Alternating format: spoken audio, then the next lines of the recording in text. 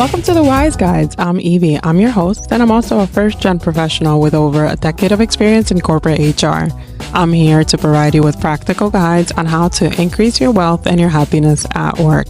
Whether you're feeling like an imposter in that new job, juggling a million responsibilities, or just trying to get your foot in the door, this is your space to find real, no BS advice, hear from people who have already been there, and maybe even laugh a little along the way. So grab your coffee or your glass of wine, settle in, and let's dive into today's topic. You are exactly where you need to be.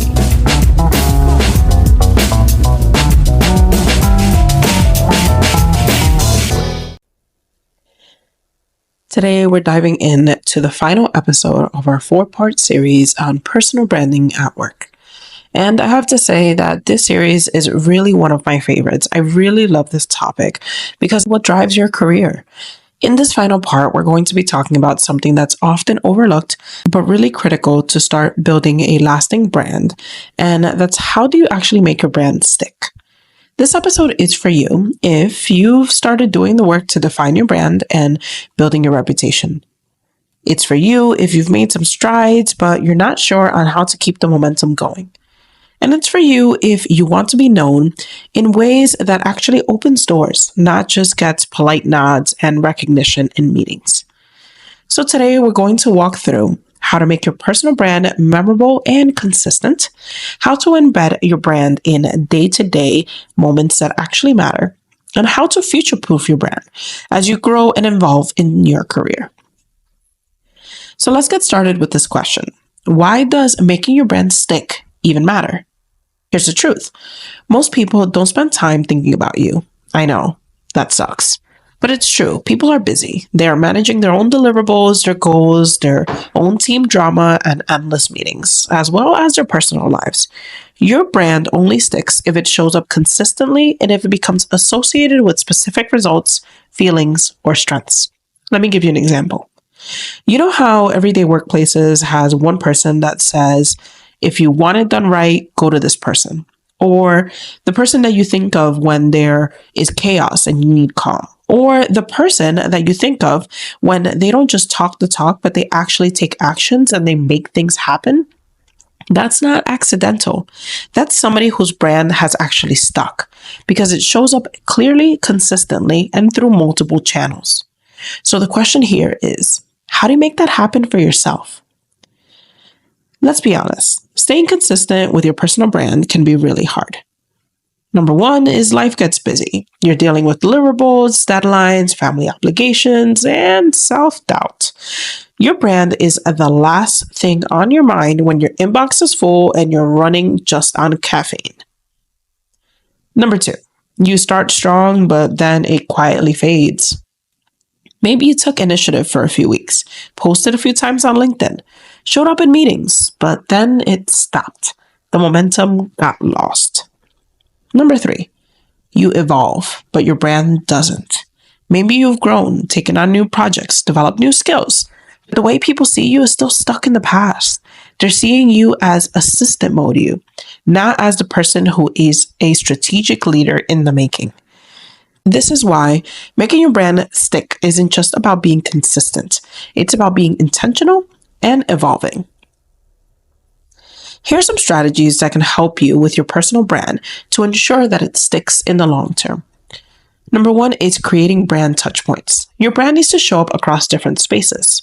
So ask yourself these 3 questions. Number one, does your email signature or Slack tone reflect your brand? Number 2, does your LinkedIn summary reinforce your value? Number 3, do your one-on-ones with your manager reflect your growth? Start thinking of your brand like a song that plays on different stations, but the melody is always the same. The actions up here is to choose 3 touch points: your LinkedIn, your status updates, and your team check-ins. How can you intentionally bring your brand into each of those situations? Number 2, repeat your message on purpose. Repetition breeds recognition. Think of that jingle that you always hear and you always think of the actual brand that it's associated with. If you want to be known for strategic thinking or leadership or innovation, start saying it, showing it, and reinforcing it. That means naming your contributions. Say things like, I really focus on the strategic angle of this project. When you're updating your manager, say, as someone who's been working on growing into leadership, I've been doing XYZ. When you write your performance review, make sure the bullet points have intention and they're connected to the things that you want to be known for. Here's a stat. According to a study by Dr. Carmen Simon, a cognitive neuroscience, people only remember 10% of what they hear. But when that message is repeated, the number goes way up. It is said that we need to hear something in 7 different communication channels before it actually sticks. So let's start doing that, because one time is not enough. People need to hear it, and then they need to hear it again, and probably see it show up in different ways. Number 3 is aligning your actions with your message. This one might sound obvious, but it's the most powerful. If you want to be seen as dependable, don't miss deadlines. If you want to be known as somebody who empowers others, don't dominate every meeting. This is where integrity meets brand. A misaligned brand does more damage than no brand at all. If people see you talking about collaboration, but then you show up and you shut people down in meetings, that's not going to stick in a good way. Then you won't actually be remembered for what you want. Number 4 is get social proof. One of the best ways to make your brand stick is to let others speak on your behalf. This is where testimonials, referrals, and public appreciation comes in. Think of like LinkedIn recommendations, or maybe endorsements on performance reviews, or shoutouts from your manager or your coworkers in team meetings or Slack messages. Here's a tip. Next time someone sends you a thank you or a compliment, say, would you mind sharing that in a LinkedIn recommendation? It would mean a lot.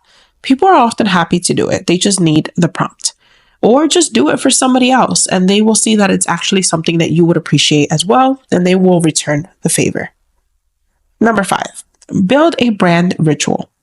This is a secret hack.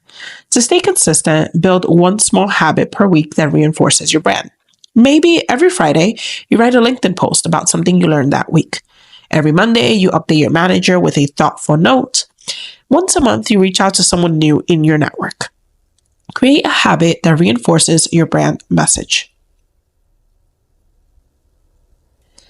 And as we did with the previous episode, I want to talk about a mindset shift that you can make around this topic specifically, because the work is not just external, it is also internal. Number 1 is you are allowed to be memorable. I say this especially to first-gen professionals. We are so used to flying under the radar. You've earned the right to be remembered, not for being perfect, but for the value that you actually do bring. Number 2, evolution is not inconsistency. Your brand will eventually grow with you. What you were known for 2 years ago, it might be time to update that story, and that's okay. Number 3, you don't need everyone to like your brand. You just need the right people to recognize it. And those are the people, the ones who are aligned with your values, your goals, and your vision. Those are the people that you want to be associated with. The ones that will promote you, the ones who will sponsor you for the next opportunities that come down the pipeline. So let's recap some of what we learned today. If you want your brand to stick, here's what you need to focus on. Repeat your brand message in multiple ways. Align your actions with your words. Get social proof. Build rituals that reinforce your reputation. And allow yourself to evolve. Because a sticky brand is a visible brand, and a visible brand leads to opportunities. If the series on personal branding at work resonated with you, and you're listening to this in real time, you might be interested in the personal branding, storytelling, and public speaking cohort coming up soon. In the show notes, there are more details on how you can learn more about that program and how you can go from not knowing how to talk about yourself to clearly and confidently being able to tell people what you bring to the table. You will walk away with a brand statement that feels real, a visibility plan that doesn't feel cringy, and the confidence to fully show up online, in person, and everywhere in between.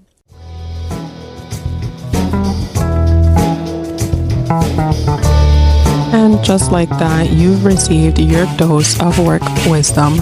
I hope you're walking away with something that makes you feel a little bit more confident, a little bit more seen, and a whole lot more capable. Remember that the journey is yours. There's no one right way to do it, and it's okay to take it one step at a time.